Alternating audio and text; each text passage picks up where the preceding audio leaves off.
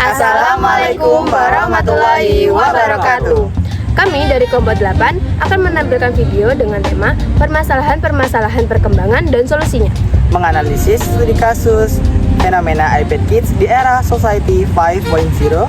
Tugas ini ditujukan untuk memenuhi mata kuliah perkembangan peserta didik dengan dosen pengampu Ibu Dr. Nurhalidia Sri Lestari SPD MPD. Selamat menyaksikan! Kecanduan gadget atau gawai pada periode emas perkembangan anak juga menjadi persoalan serius. Masalah kejiwaan ternyata bisa menimpa anak-anak. Juga akibat pengaruh radiasi telepon genggam, seorang siswi sekolah dasar di Goa, Sulawesi Selatan mengalami buta. Sebelum kehilangan penglihatannya, siswi mengalami pusing dan mata sebelah kirinya buram.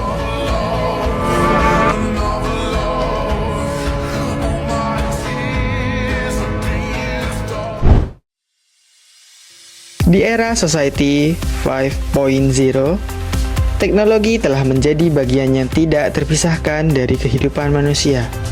Hampir seluruh aktivitas sehari-hari kini melibatkan perangkat digital, mulai dari bekerja, belajar, hingga mencari hiburan. Namun, di balik berbagai kemudahan tersebut, muncul sebuah fenomena yang semakin sering menjadi perhatian para ahli perkembangan anak, yaitu fenomena iPad Kids.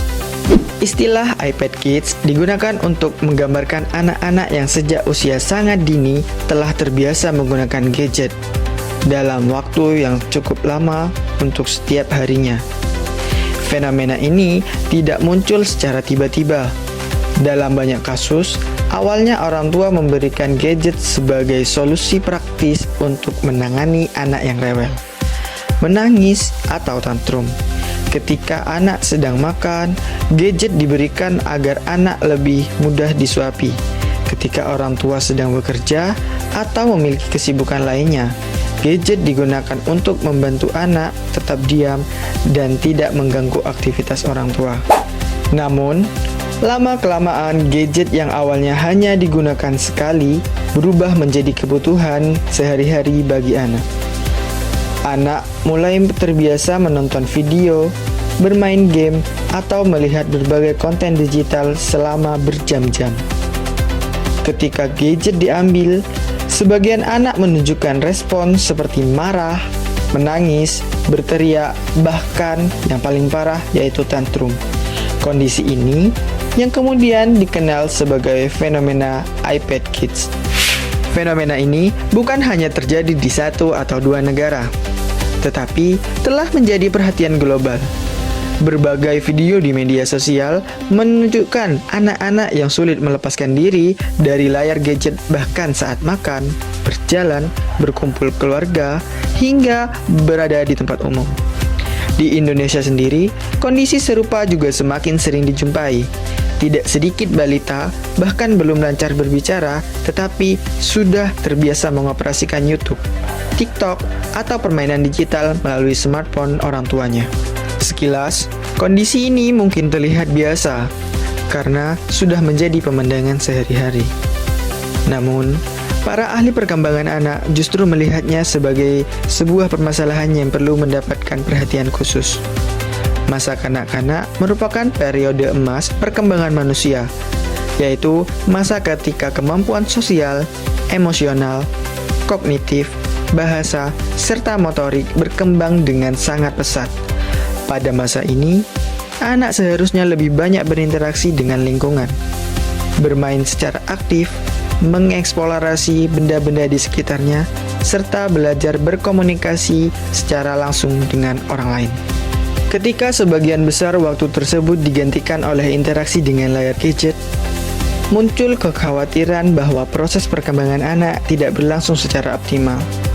Oleh karena itu, fenomena iPad Kids tidak lagi dipandang sekedar sebagai kebiasaan bermain gadget, tetapi telah menjadi salah satu permasalahan perkembangan anak di era digital yang perlu dikaji lebih mendalam. Lalu, apa saja dampak yang dapat ditimbulkan oleh fenomena iPad Kids terhadap perkembangan sosial, emosional, dan fisik anak? Permasalahan tersebut memiliki banyak dampak buruk terhadap perkembangan anak, baik dari aspek sosial, emosional, maupun fisik.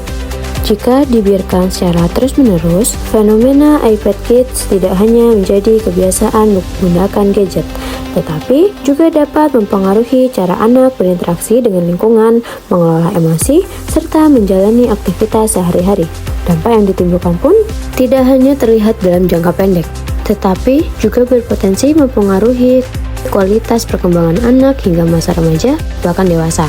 Oleh karena itu, penting untuk memahami berbagai dampak yang dapat timbul akibat penggunaan gadget secara berlebihan pada usia dini. Yang pertama, dari aspek sosial. Anak yang terlalu sering menggunakan gadget cenderung mengalami hambatan dalam perkembangan kemampuan sosialnya. Mereka menjadi lebih nyaman berinteraksi melalui layar dibandingkan berkomunikasi secara langsung dengan orang lain. Akibatnya, kemampuan bekerja sama, berbagi, berempati, memahami perasaan orang lain, serta membangun hubungan sosial dapat berkembang lebih lambat. Jika kondisi ini berlangsung dalam jangka waktu yang lama, anak beresiko mengalami kesulitan beradaptasi dengan lingkungan sosial di sekolah maupun di masyarakat.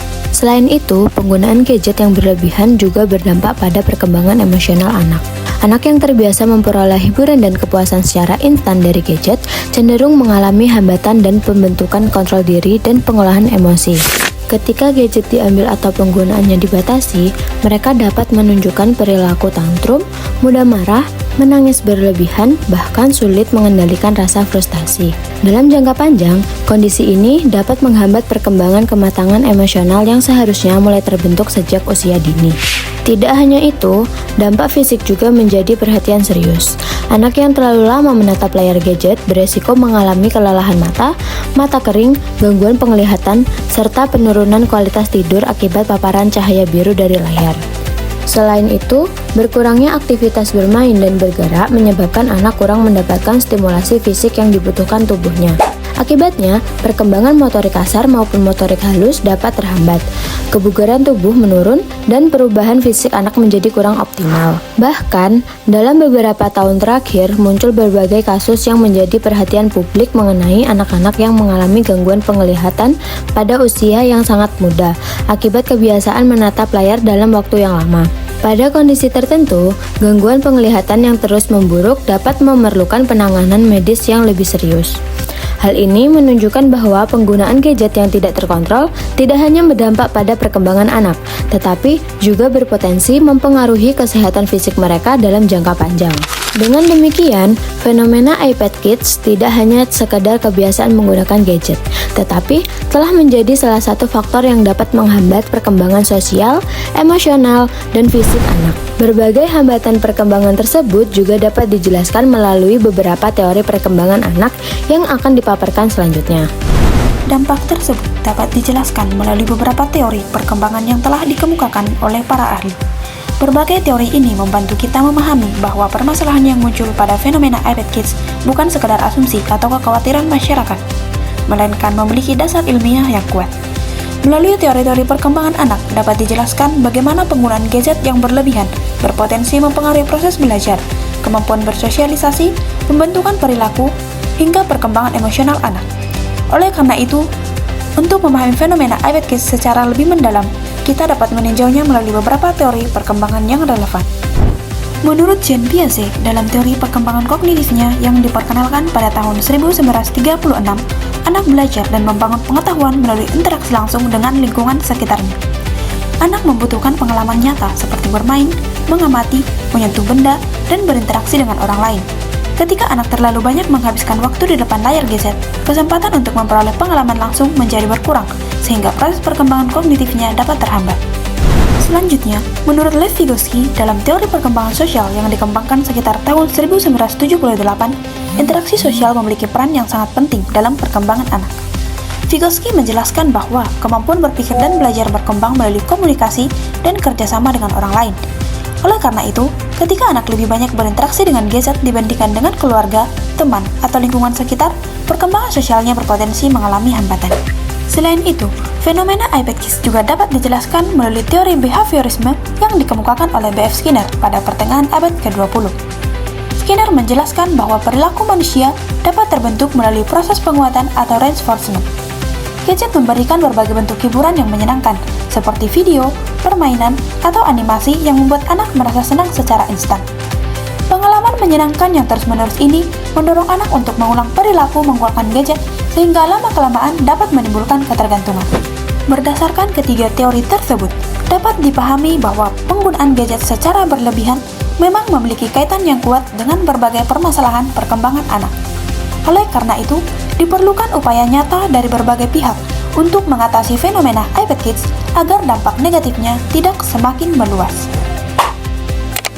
Dengan banyaknya dampak buruk yang ditimbulkan oleh fenomena iPad Kids, diperlukan langkah-langkah yang serius dan berkelanjutan dari berbagai pihak, baik pemerintah, sekolah, maupun keluarga.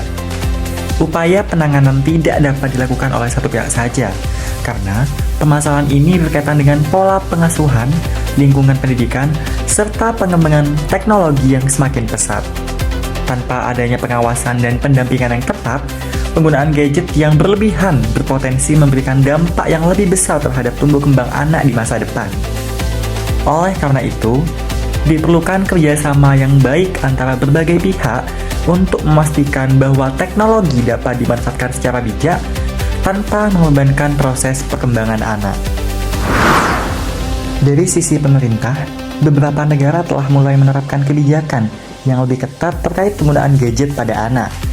Beberapa di antaranya membatasi penggunaan ponsel di lingkungan sekolah, serta mendorong edukasi mengenai keamanan dan kesehatan digital sejak usia dini. Kebijakan semacam ini dapat menjadi contoh dalam menciptakan lingkungan yang lebih mendukung perkembangan anak. Namun, peran yang paling penting tetap berada di tangan orang tua. Orang tua perlu menjadi pengawas sekaligus teladan dalam penggunaan teknologi.